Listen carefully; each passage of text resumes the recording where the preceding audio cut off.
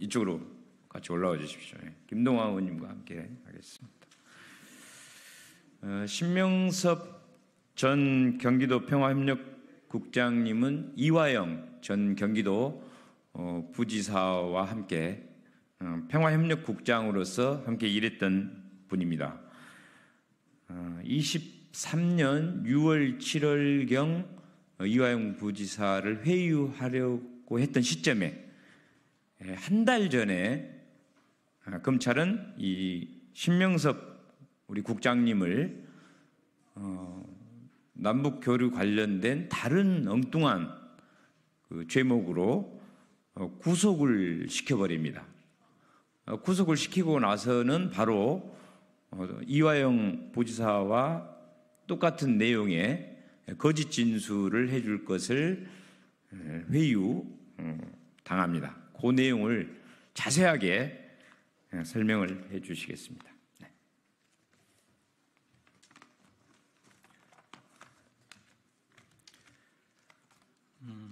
방금 소개받은 신명섭입니다. 민주당의 이화영 대북 송금 사건 특검 추진을 적극 지지하면서 관련 사건 검찰 주장으로는 피의자 그리고 제 주장은 피해자입니다. 피해자로서 특검이 필요한 이유를 제가 구속되고 난 다음에 검찰에서 수십 차례를 조사받으면서 겪고 본 내용을 중심으로 입장을 밝히도록 하겠습니다. 제가 23년 5월 달에 구속이 되는데요. 23년 6월에서 7월 사이 날짜를 특정을 하겠습니다. 6월 18일, 6월 21일, 7월 17일 세 날에 그 이화영 담당 검사와 제 담당 검사의 주선으로 이화영 부지사를 세 차례 단독 면담을 하였습니다. 날짜를 특정한 거는 제가 그때 그 뒤입니다. 그 뒤에 뭐 사건 관련돼서 정리를 하다가 날짜를 적어놓은 게 있더라고요. 그래서 그거를 지금 가져왔고요. 제 기억에 하여튼 3번 정도 이화영 부지사를 그 검찰 1313호실에서 만났던 것 같은데 한 번 더 있을 수도 있을 것 같아요. 정확하게 기억은 안 나지만 제 기억으로는 3번이었던 것 같습니다. 2번은 이화영 담당 검사의 영상 녹화실에서 한 번은 그 이화영 검사의 검사 휴게실이라 그러나요? 개인 공간이 있더라고요. 거기에서 만났던 것으로 기억을 합니다. 첫 번째 만났을 때 제 담당 검사가 그러니까 6월 18일 경이죠. 제 담당 검사가 이화영 부지사의 진술이 바뀌었으니 내 진술도 바뀐 내용에 따라 이화영 그 부지사의 진술이 바뀐 내용에 따라 내 진술도 바꿨으면 좋겠으니 일단 이화영 부지사를 한번 만나봐라 이렇게 얘기를 했습니다. 그래서 1차 이화영 부지사와 면담에서는 이화영 부지사는 자신이 매우 어려운 처지에 있다. 그러니까 특히 제가 구속되는 거 보면서 굉장히 놀랐던 것 같습니다. 그러니까 주위 사람들을 다 구속시키겠구나 이런 걱정들을 했던 것 같은데 굉장히 어려운 처지에 있고 검찰이나 쌍방울의 회유 공작 이런 것도 되게 심했던 상황을 얘기하면서 그 어려움을 일단 피하기 위해 검찰에서 거짓 진술을 하고 나중에 진술을 번복하는 방안을 고민 중이라고 저한테 그때는 고민 중이라고 얘기했습니다.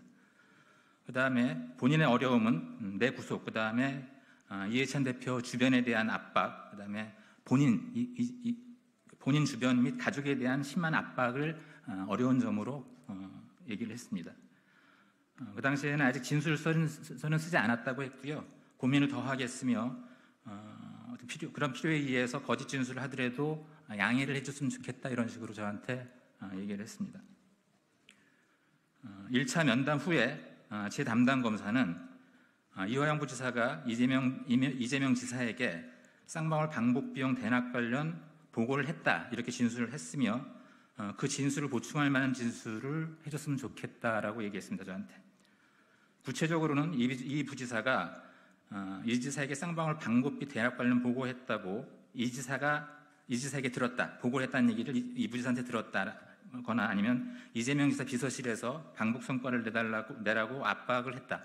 했거나 또는 이화영 부지사가 비서실의 그런 요구로 스트레스를 많이 받는 것 같다. 이런 진술을 뒷받침하는 진술이었으면 좋겠다. 이런 얘기를 했고요. 그 진술을 하면 은연중에 표현한 겁니다. 그 진술의 대가로는 나를 보석으로 빠른 시일 안에 내보낼 수 있고 당시 진행 중이던 제가 근무했던 동북아 평화경제협회 주변 수사를 중단할 수 있다고 암시했습니다. 검사는 그 정도는 할 수 있다 이런 암시를 하면서 진술에 대한 얘기를 했습니다. 나는 이 부지사가 그런 짓을 했는지 확인할 수 없어서 일단 그런 짓을 했는지 확인해야겠다고 요청을 해서 이 부자의 면담을 기다리고 있었으나 그때는 처음에 그런 얘기를 했을 때는 13층에 일정과 안 맞는다고 해서 그냥 기소하기도 했고요. 두 번째 잡힌 이 부지사와의 면담에서도 이 부지사는 여전히 고심 중으로 진술서를 쓰진 않은 상태로 보였으며 고민이 더 깊어진 것을 두 번째 면담에서 느꼈습니다. 나는 어쩔 수 없이 거짓 진술을 하더라도 확실하게 되돌릴 방안을 마련하고 진술하라는 조언을 했습니다. 세 번째 면담 7월 달로 기억하는데요. 세 번째 면담 1313호실 영상 녹화실에서 있었는데요. 그때 이 부지사는 자신도 무기를 하나 확보했다며 되돌아올 방안을 확보했으니 거짓 진술을 하겠다고 저한테 얘기했습니다. 본인이 확보한 무기는 당시 검찰 고위층, 아주 고위직인 분이 자신에게 직접 거래를 해왔으며 그것이 자신이 되돌아올 수 있는 무기라고 저한테 얘기했습니다. 자신이 거짓 진술을 하면 저는 바로 보석으로 석방될 수 있다며 그 당시에 이화영 담당 검사, 박상현 검사로 알고 있습니다. 담당 검사를 나와 면담 중에 검사를 불러서 이제 신 국장은 나가는 거지요? 라고 큰 소리로 물어보고 검사도 그럼요 별일도 아닌 거로 구속됐는데 나가셔야죠 라고 화답을 했었습니다.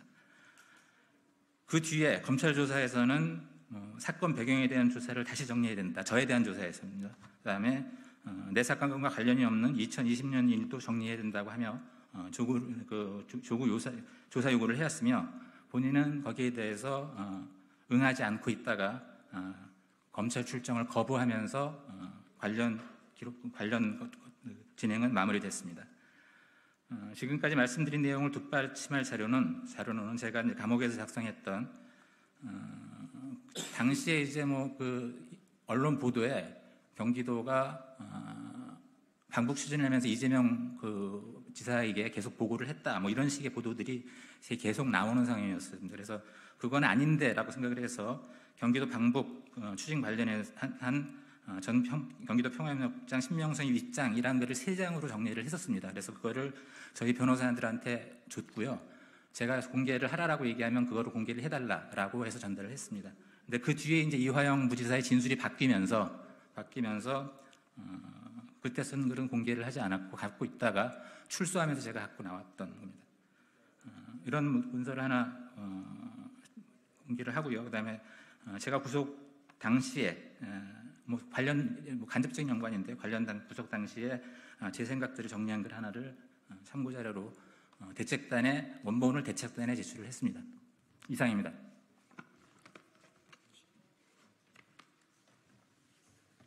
네, 김동아입니다. 방금 신명섭 전 국장께서 기자회견을 하셨는데요. 신명섭 전 국장이 한 내용을 요약하자면 수원지검 내에서 단순히 이화영 부지사 개인에 대한 진술 해유와 압박만 있었다는 것이 아니라 관련자들을 통해서 불법 면담과 함께 진술 조작 그리고 형량 거래가 조직적으로 있었다는 점이 확인되고 있다고 생각됩니다. 향후 저희 대책단에서 추진하고 있는 특검을 통해서 신명섭 국장의 주장이 사실인지 여부를 포함하여 지금 박상용 검사 등 수원지검에서 이뤄졌던 불법적인 수사에 관해서 확실한 책임을 묻도록 하겠습니다. 네, 이상입니다.